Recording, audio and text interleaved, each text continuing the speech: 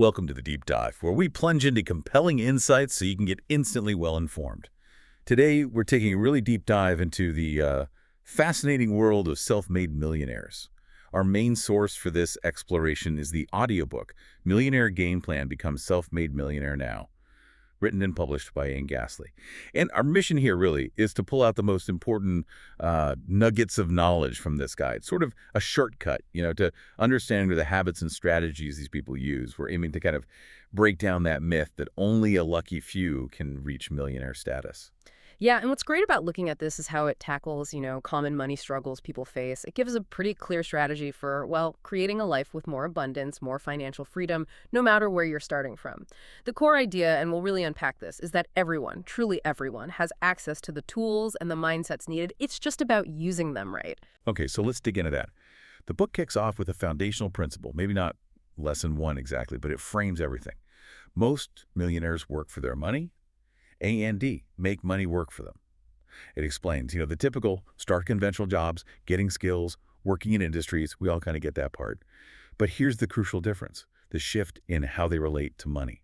Well, they earn, they make it a priority to save and invest. They make that money generate more wealth, which is, fundamentally different from most folks who just use income for day-to-day living. Think about it like maybe investing in a rental property. Sure, it took work and saving to buy it, but then that property starts generating rent, kind of effortlessly. Right, passive income. Exactly. And that income can then buy more properties, so the money is working harder and harder. It's moving from just active earning to having passive income streams. And that really feeds into this key concept, the consumer versus producer mindset. Most people, the consumers, they trade their time for a paycheck, right?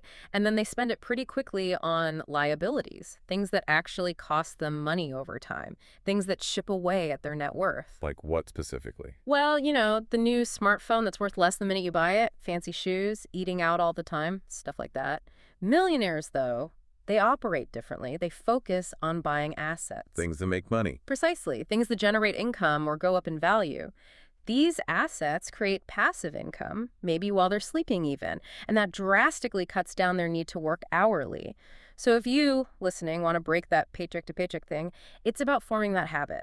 Spend less on stuff that doesn't help you financially, and instead invest in assets. Could be learning about stocks, working on a business idea, buying property that appreciates, securities. That shift from consumer to producer, yeah, that feels absolutely fundamental, and it leads right into the next point the book makes, which is also about mindset. Instead of adopting the mentality of a victim, be responsible and set millionaire goals. So many people, you hear it all the time, they blame external stuff for their money problems, the economy, lack of opportunity, the system's rigged. Right, they give away their power. Exactly. They give up control over their financial future. But the millionaire mindset, it's the total opposite. They take full, almost radical responsibility. They see their future as something they control. They focus on figuring out the steps, the adjustments needed to build wealth, no matter what bumps are in the road. And that shift is so crucial for just getting clarity, isn't it? Totally, because it immediately points you to actions you can take. Save more, get more education, start that business, make smarter investments. The book actually shares this really powerful story about Amara. She lost her job. And yes, she initially had that victim feeling, like being stranded, helpless. Understandable. Very. But she consciously stopped herself, like right on the edge of that frustration. She realized she wasn't just a victim of circumstance. And then she set this incredibly bold goal: become a millionaire in 5 years, starting from basically nothing, like $20. Wow, okay. She got a minimum wage job, but didn't just wait around. She got creative. Started a blog about stylish work clothes for women. It took off. Tens of thousands of visitors monthly. Soon, the ad revenue, the influencer stuff, it matched her manager's salary. That's leverage right there. Absolutely. And she didn't stop. Expanded it. Digital media empire, freelancers, e-commerce. Net profit hits $4 million in just 18 months. She's a millionaire by 29. Incredible story. And she made a point to help other women entrepreneurs too. Just a huge example of taking control. It really is. And that kind of responsibility, that transformation, it perfectly sets up the next insight, which is about strategy. Find the right vehicle, not the get-quick-rich scheme. Building real, lasting wealth isn't about lottery tickets or trying to jump on some viral crypto thing or fad product you see online. Right. Those are mostly hype. Exactly. Self-made millionaires, they look for opportunities that actually fit their skills, things where they can consistently add real value, but on a bigger scale. Like maybe a tech person uses their coding skills to build a software company, or a great communicator starts a successful coaching business. A musician earns royalties. So it's about leveraging what you're good at. Yes, these are what the book calls proven wealth vehicles. They use your human capital, your skills, your knowledge, your experience combined with consistent effort over time. It's not just luck. And leveraging that human capital connects directly to what the book calls million-dollar thinking. A lot of people, maybe without realizing it, limit themselves with what you might call middle-class mindsets. Like what kind of things? Oh, saving just 10% of your paycheck, putting only the minimum into your 401k, maybe buying a used economy car, outright thinking that's the safest bet. Okay, I see. Kind of playing it small. Right. It often just sets you up for, well, mediocrity financially for years. But aiming for $1 million income, that changes the whole game. It forces you to look at high-growth careers, business opportunities, ways to really leverage your talents way beyond the norm. It opens up possibilities. Totally. Okay. And that bigger perspective, it also means you have to learn about smarter money management, like tax optimization, how to legally structure things to pay less tax. Wealth building through different kinds of investments. And managing risk intelligently. It's about lifting your whole financial ceiling, not just shuffling things around underneath the existing one. Which brings us to another really vital piece. Being debt-free will give you peace of mind to accumulate wealth. This is huge because debt just eats away at your monthly cash flow. Absolutely. It limits how much you can save, how much you can invest. It fundamentally holds you back from financial freedom. Yeah, and people often ask about, good debt versus bad debt. The book acknowledges that, yeah, a mortgage might lead to home equity loans, credit cards pile up interest fast, student loans can hold you back for ages. But it does say that things like business lines of credit can be used strategically, by experienced investors. But for most people? For most people, the advice is strong. Avoid consumer debt. Get rid of it. The goal is simple. Stop those monthly payments going out to banks and lenders. Stop worrying about collateral. Free up that cash flow so it can go towards your goals. The peace of mind you get from that, it's massive. You can't really put a price on it. Exactly. Having too much debt is just, it's mentally exhausting. Draining, yeah. It really narrows your focus. You can only think about getting by, making the next payment. It kills creativity around making more money. But when you systematically attack and get rid of that non-mortgage consumer debt, it frees up so much mental bandwidth. Okay. So it's not just the money, it's the mental space. Definitely. You can start thinking clearly about new ways to boost your income.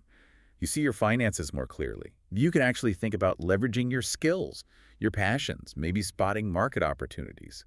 Suddenly, things like a side hustle or getting into investments that pay dividends or rental income or even starting a business, they don't seem like pipe dreams anymore. They feel achievable. Right. Your creativity can actually flourish when it's not being crushed by that constant debt pressure. That liberation, that mental freedom, it leads perfectly into the next big idea. Millionaires think in terms of value and leverage. They don't beg their boss for a salary. See, most employees are in that time for money trap. Your income depends on your boss, your hourly rate. And there are only 24 hours in a day? Exactly. Even with a high hourly wage, there's a hard ceiling on your earnings. Millionaires, though, they think differently. They focus on delivering massive value, usually on a large scale. So, if you're listening, what does that mean for you practically? It means shifting your focus from just trading time to creating serious value. Ask yourself, what problems can I solve for people that they gladly pay for? And then the key question. And then how do I use leverage to scale that up? The book gives an example, an engineer making a $100 chase salary. Okay, good money. But what if that engineer developed software that 1,000 other engineering companies use? Suddenly they could be earning $5 million a year. Huge difference. Leverage through product. Right. Or think of an influencer. They don't just post stuff. They create courses, maybe membership sites, reaching thousands or tens of thousands, creating solutions people need and delivering them at scale. That's where significant financial success comes from. Your earnings come from leverage, social proof, replication, way beyond what you could do hour by hour. And that really underscores the importance of scalability, doesn't it? Building systems maybe through automation, digital platforms, collaborations, things that can reach and benefit thousands, even millions, not just you helping one person at a time. Yeah. If you connect this to the bigger picture, it's about genuinely trying to improve lives, Solve real problems, bring creativity, maybe compassion, innovation. When you provide more value, especially at scale, the financial rewards tend to follow. It's about contribution. Okay, now let's shift gears slightly and look at a more psychological angle the book covers. See yourself as a millionaire. What will you do if you already have $1 million?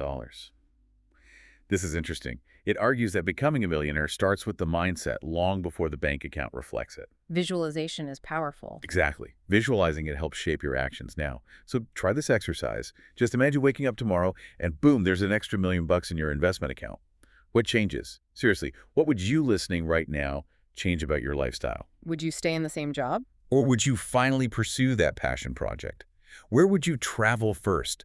What new knowledge would you suddenly realize you need to manage that wealth properly? It's a great thought experiment. And adopting that kind of mindset often just naturally leads to certain habits clicking into place. You'd probably start thinking harder about maximizing savings each month, wouldn't you? Definitely. You'd start actively learning about real estate, maybe entrepreneurship, understanding tax optimization better. Your focus shifts almost automatically towards building a legacy, something lasting, rather than just chasing immediate pleasures. And the really encouraging thing here, despite any self-doubt someone might feel, is that countless ordinary people have done this. They've become millionaires through effort, through determination. It proves it's achievable. It really does. Which sets up a piece of advice from the book that might seem a bit, well, counterintuitive initially. Become a millionaire first, then only think about helping people around you. Ah, the oxygen mask analogy. Exactly. Put your own mask on first. Prioritize your own financial stability before you take on the burden of supporting everyone else. The book argues this actually lets you help more people more effectively in the long run. Because trying to help from a place of scarcity doesn't really work. Right. Making big sacrifices too early, before you're secure, can actually derail your own mission. The book contrasts like a struggling artist trying to fund a niece's college, Which is noble but limited. versus a billionaire philanthropist funding scholarships for thousands, creating massive ripple effects. The scale is just different once you're secure.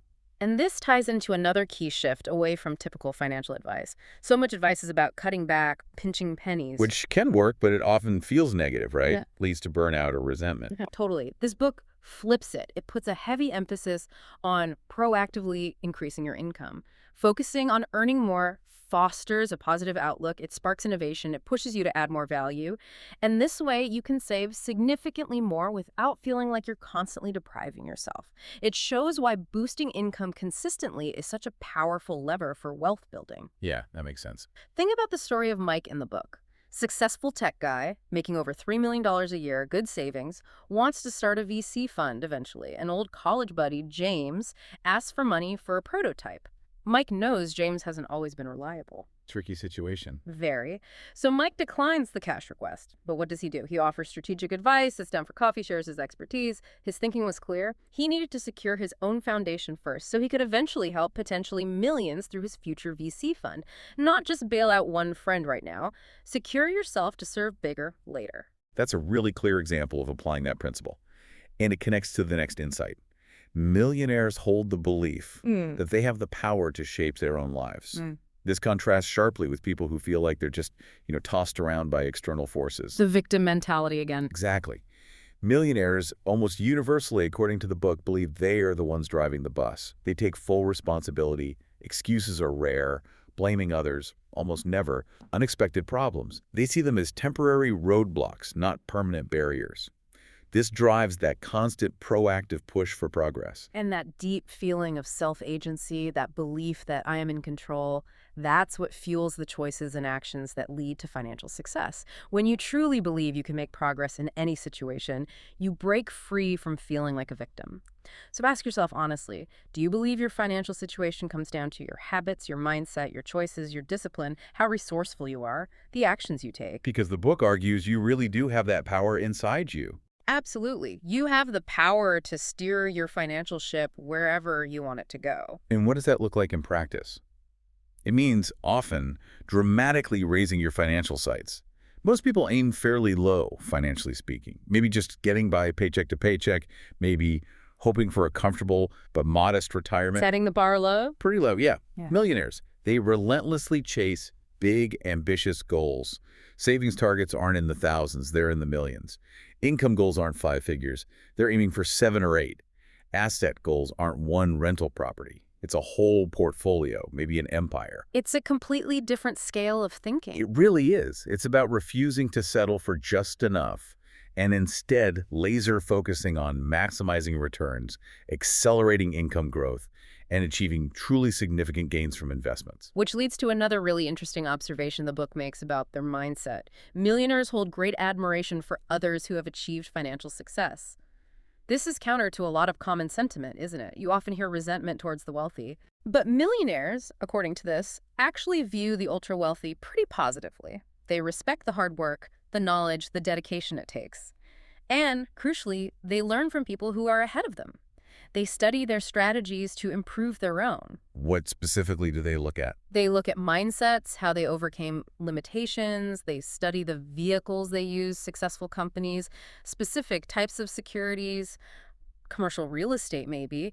They look at wealth acceleration principles, how they created passive income, used leverage smartly, achieved exponential returns. They admire high earners. They don't resent them. So the takeaway is study success. Absolutely. Study people who achieved what you want to achieve. Don't just dismiss them as lucky.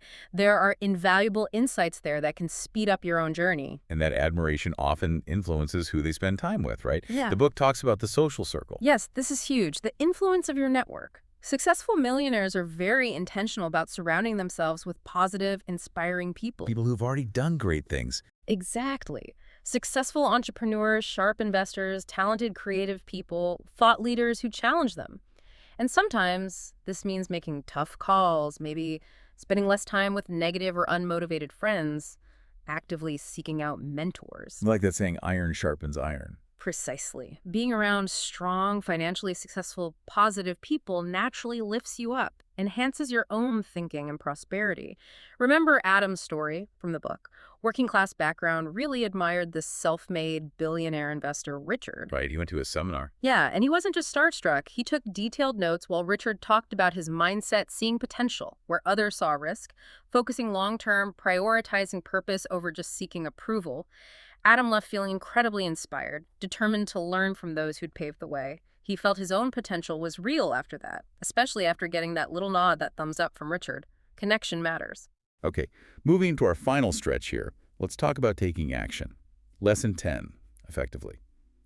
Millionaires are skilled at giving and receiving, seizing opportunities.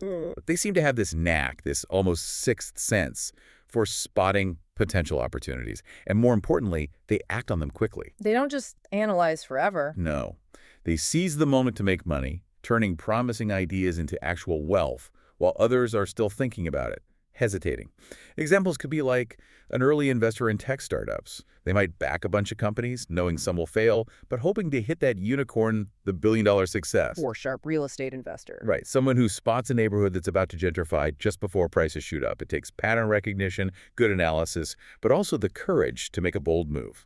And how does the giving and receiving part fit in? Well, they operate with this mindset of reciprocity. They're committed to giving value first through ethical products, good services, helping others where they can. But they're also open and receptive to receiving the financial rewards that come from providing that value. They see it as a win-win exchange that drives prosperity for everyone involved. Give value, receive value. And throughout all this opportunity seizing, they maintain incredible financial discipline, especially with all the consumer pressures out there. That's key. Millionaires stay laser-focused on their financial goals. They measure their quality of life not by how much stuff they buy, but by how much their net assets are increasing. So investments over indulgences. Pretty much. They prioritize putting money into tangible assets, businesses, stocks, real estate, things that work for them, rather than splurging on fancy vacations or luxury cars all the time. And it's worth repeating, even a luxury car, while it's a physical thing, is usually a liability. Because it depreciates. Right, it loses value, and it costs money for insurance, gas, maintenance, it drains wealth, it doesn't build it. The focus is always on assets that generate income or reliably appreciate. Makes sense. And underpinning all of this, connecting back to earlier points, is that they are dedicated lifelong learners. It's not optional for them. It's like a non-negotiable ritual. They are constantly learning more about finance, investment strategies, how businesses operate, market trends. Always sharpening the saw. Exactly. This continuous learning builds that solid foundation, that knowledge base, and crucially, the confidence needed to manage significant wealth effectively as it grows. Okay, so this really all builds up to the book's final powerful message, Yeah. essentially lesson 11. It is time for you to become a millionaire. The declaration is bold. No matter where you are right now financially, a prosperous future is available. It's not locked away. The potential is already there. Right, the raw materials are within you. It says you need to actively eliminate that harmful conditioning society often gives us, the stuff that makes millionaire status seem out of reach, impossible. You need to consciously declare yourself, okay, this is my moment. And what's really empowering is the idea that through intense focus, investing in your financial knowledge, building your skills, sharpening your judgment, things that seem complicated or daunting start to become clear. The path reveals itself. So the call is, be bold. Take action. Don't just sit on the sidelines wondering. Truth appears to those who aren't afraid to step up and face the challenges. Yeah, there's just no reason to stand by and downplay your own potential, your own greatness. It's about grabbing the reins, taking control of your financial destiny. And if there's one final, absolutely critical element that ties this whole game plan together, what is it? Consistency. Consistency. It's the non-negotiable secret sauce. Becoming a millionaire isn't easy, we know that. It takes serious determination, real persistence, especially when the initial excitement wears off. The media loves the overnight success story, but it almost always ignores the years, maybe decades, of grinding, improving skills, reinvesting profits, just plain outworking the competition. The unseen work. Exactly. Consistency is what maximizes progress over the long haul. It lets those breakthroughs develop quietly under the surface until suddenly, boom, they emerge. Like the book's analogy of a chemical solution becoming saturated. Add just one more drop and suddenly a crystal forms. Oh, I like that. So quiet those doubts, keep your purpose clear and focused. Make steady progress day in, day out. Stick to the principles. That's how millionaire status is built. At the end of the day, the trophy goes to those who show that unwavering determination. So wrapping this deep dive up, what's the absolute core message from the Millionaire Game Plan? It seems really clear. It's about a total transformation. Yeah. Mindset and action. Shifting from just hoping things get better to taking proactive, smart steps like entrepreneurship, like investing wisely, like optimizing your efforts for maximum impact. And hopefully this discussion has given you, the listener, a clear roadmap, the insights you need to maybe break free from spending traps, from stagnant income, and really pave an actionable path toward significant financial growth. It's all there in the principles. You really are standing on the edge of this huge, expansive opportunity. It's just waiting for you to seize it. So don't waste this moment by getting stuck in hesitation or overthinking. Take control. Step into your financial future with confidence. Take action now, because honestly, your future self is going to look back and thank you profoundly for starting today. Achieve that financial success. Don't wait any longer.